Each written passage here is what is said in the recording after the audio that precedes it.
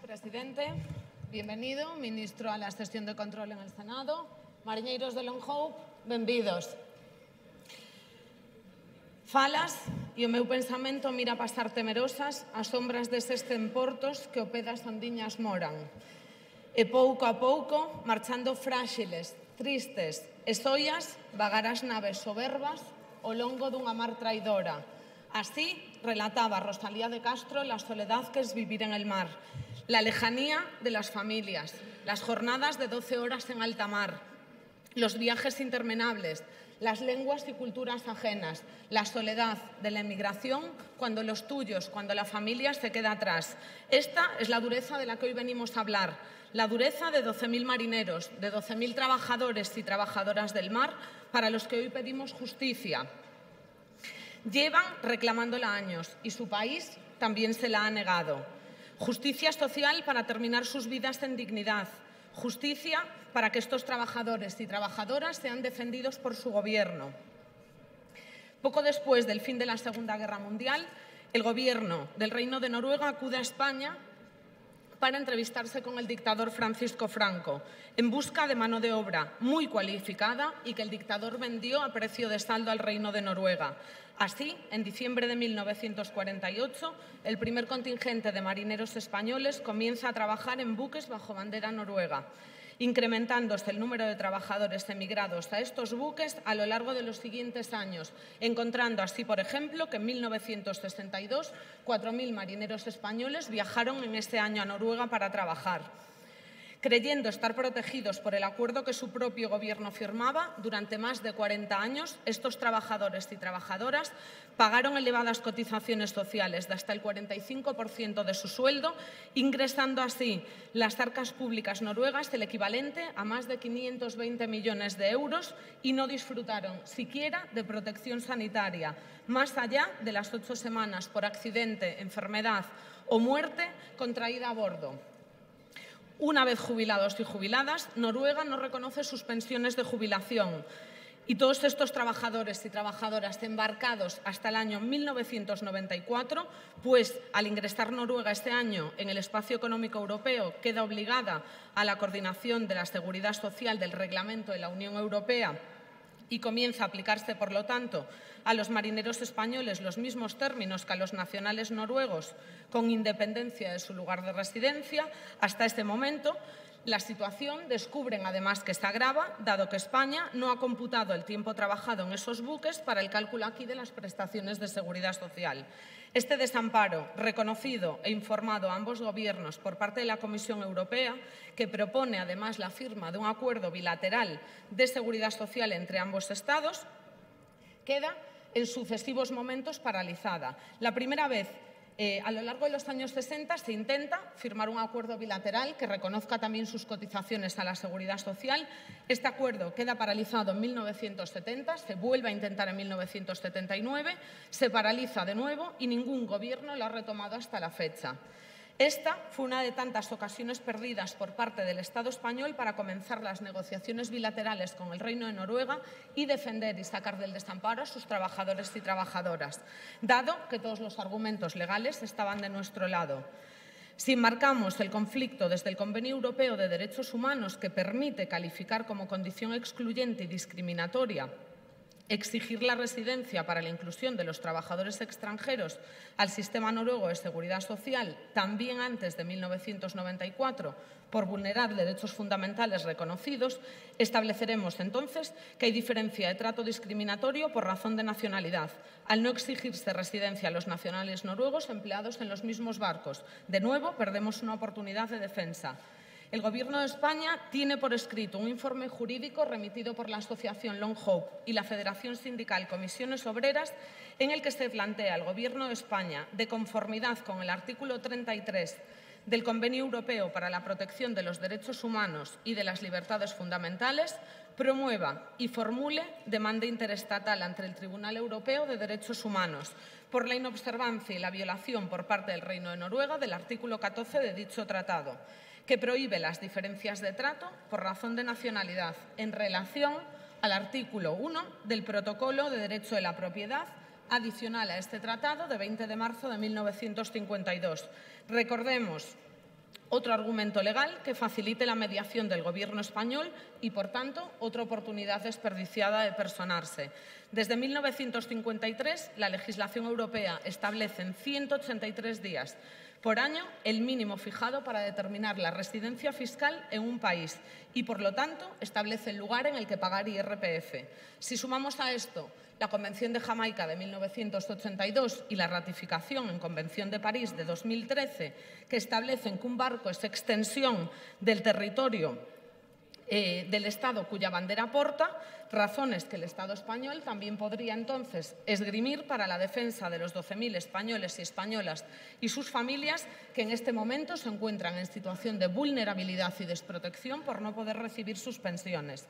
En 1964, el dictador Francisco Franco Bahamonde firma un acuerdo bilateral con el Gobierno de Noruega para evitar la doble imposición en materia de impuestos sobre la renta y el patrimonio.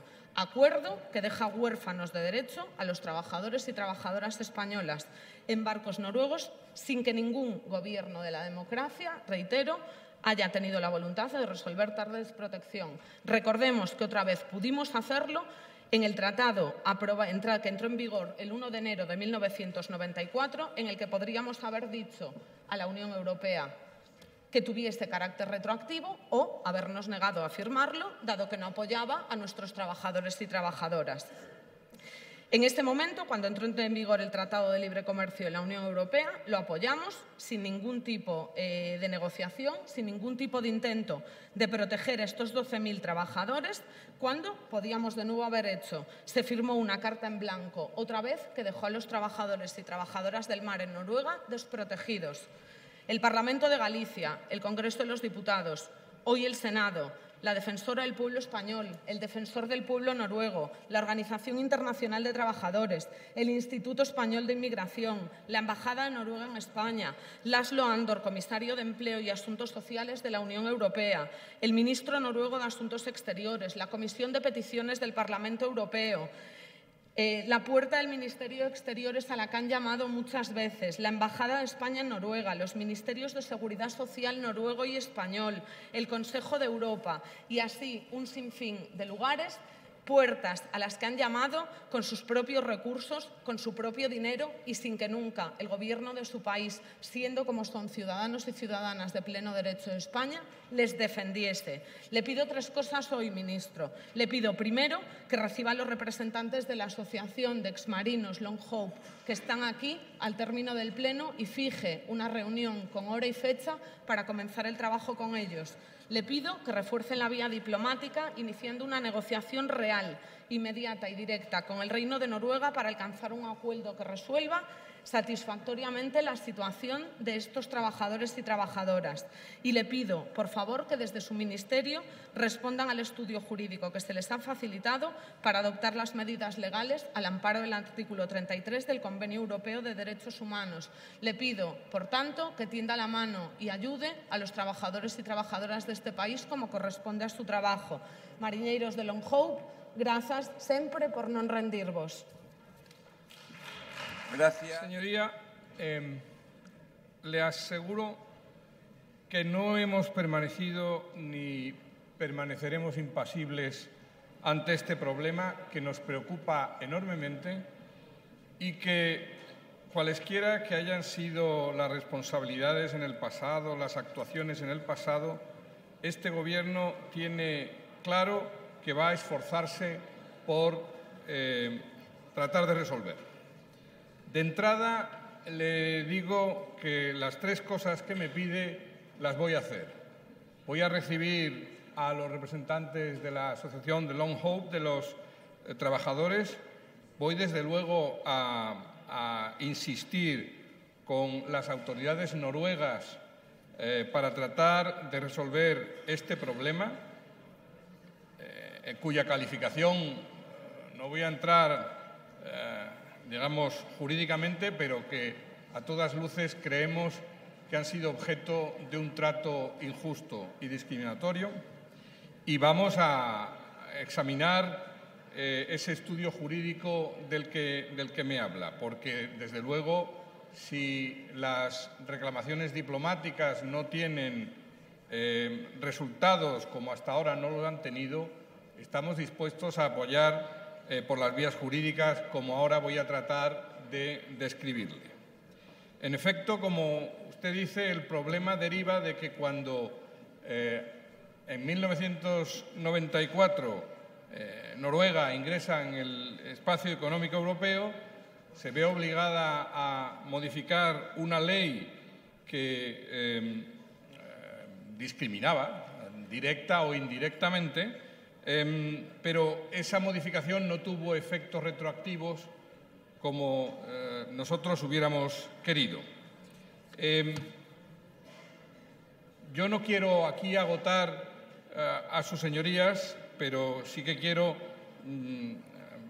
pasar revista a las iniciativas más importantes realizadas tanto en la vía diplomática como judicial, sobre todo desde que fuera aprobada la proposición no de ley por la Comisión de Empleo y Seguridad Social del Congreso de los Diputados de 9 de mayo de 2013. Poco después de esa adopción, el 27 de mayo de ese mismo año, el embajador de España en Oslo se entrevistó con la secretaria general del Ministerio de Asuntos Exteriores para buscar vías de solución a este asunto. En esta ocasión y en otras posteriores, nuestra embajada se encontró con que las autoridades noruegas reconocían las razones éticas y de justicia a favor de los marineros españoles, pero afirmaban que no encontraban ninguna base jurídica para ofrecerles una solución basada en derecho. Posteriormente, y tras otras gestiones en noviembre de ese mismo año, tuvo lugar un encuentro entre el director general de Coordinación de Unión Europea de este Ministerio de Asuntos Exteriores y Cooperación con el embajador de Noruega en España. El embajador noruego volvió a incidir en la falta de base jurídica que argumentaban los ministerios noruegos competentes para alcanzar una solución. Se les informó entonces sobre la intención de la asociación Long Hope, que agrupa una parte importante de los marineros afectados, de acudir al Tribunal Europeo de Derechos del Hombre, que a no ser que se encontrara una salida al respecto. Nuestro director general ya en ese momento esbozó la posibilidad de celebrar un acuerdo bilateral o bien la creación por Noruega, sobre la base de la equidad, de un fondo de compensación para estos marineros, subrayando la intención de España de realizar todas las gestiones necesarias para llegar a un acuerdo. El embajador noruego se comprometió a transmitir a las autoridades de su país esta voluntad española. Sin embargo, la respuesta noruega ha seguido siendo negativa o evasiva. Vamos a seguir intentándolo por la vía diplomática, pero obviamente hay que buscar otras vías y en particular las jurídicas. En este sentido, la directora general para Europa se ha entrevistado en varias ocasiones con la asociación Long Hope con el objetivo de intercambiar opiniones sobre cuáles son estas vías jurídicas posibles para dar satisfacción a las reclamaciones de los marineros españoles. Entre ellas, la de personarse mediante la abogacía del Estado en una cuestión prejudicial, no en el Tribunal de Estrasburgo de Derechos Humanos, sino en el Tribunal de Luxemburgo de la Unión Europea, donde se planteó en el año 14 un asunto parecido al de los marineros españoles. De hecho, nos personamos en septiembre de 2015 a través de nuestra abogacía del Estado en esa cuestión prejudicial ante el Tribunal de Justicia, una cuestión prejudicial que afectaba a Holanda y Austria y que, como he dicho, presentaba ciertas similitudes con el de los marineros españoles, puesto que se trataba de una discriminación por razón de la nacionalidad de un marinero austriaco que residía y trabajaba en un buque holandés cuando Austria aún no era miembro de la Unión Europea.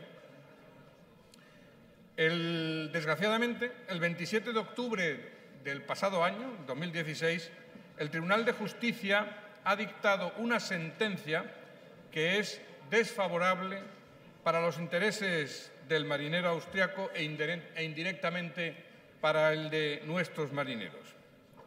El Tribunal de Justicia se centró en la sentencia en el hecho de que Austria no era miembro de la Unión cuando los marineros austriacos trabajaban y faenaban en buques holandeses. Es decir, no entró en sustancia, en el ámbito material, en la discriminación, sino que se atuvo exclusivamente a la cuestión temporal, al elemento temporal. Así pues, se parece que se agota la posibilidad de una defensa de nuestros marineros en virtud del derecho de la Unión Europea y hay que concentrarse, a nuestro juicio, en el ámbito del Consejo de Europa, en concreto en la Convención Europea de Derechos del Hombre, que, como saben, requiere el previo agotamiento de los recursos internos, es decir, el agotamiento de las posibilidades que ofrece el orden jurídico noruego.